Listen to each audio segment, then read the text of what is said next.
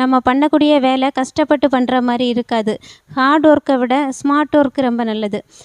கடினமாக வேலை செய்கிறத விட அதை எப்படி ஈஸியாக செய்கிறதுங்கிறத யூகித்து செய்யக்கூடிய ஞானத்தை கர்த்தர் தந்து அந்த இடத்துல நம்ம கடினமாக உழைக்கிறத விட ஈஸியாக சிம்பிளாக அதை இன்னும் மேன்மையாக நல்லபடியாக நாம் செய்யும்போது நம்ம வேலை செய்கிற இடத்துலையும் கர்த்தர் நமக்கு தயவை கட்டளையிடுவாங்க, மேன்மையை கட்டளையிடுவாங்க, ப்ரமோஷனுக்கு மேலே ப்ரமோஷன் கிடைக்கும்.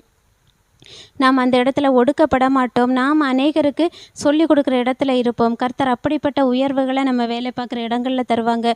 அப்படிப்பட்ட மேன்மைகள் உண்டாகும். எல்லாவற்றிலும் பண விஷயத்திலையும் நாம் நிறைவாக இருப்போம்.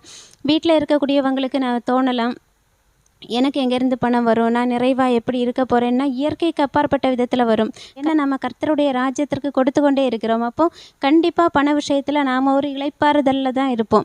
பண விஷயத்தை குறித்து என்றைக்குமே கலங்க மாட்டோம். இன்றைக்கி நமக்கு ஒரு பொருள் தேவை, வாங்கணுன்னா அதற்கு தேவையான காசு முன்கூட்டியே நம்மக்கிட்ட இருக்கும். அந்த மாதிரி தான் கர்த்தர் நம்மளை ஒரு மேன்மையான வாழ்க்கைக்குள்ளே வச்சுருப்பாங்க. அதனால்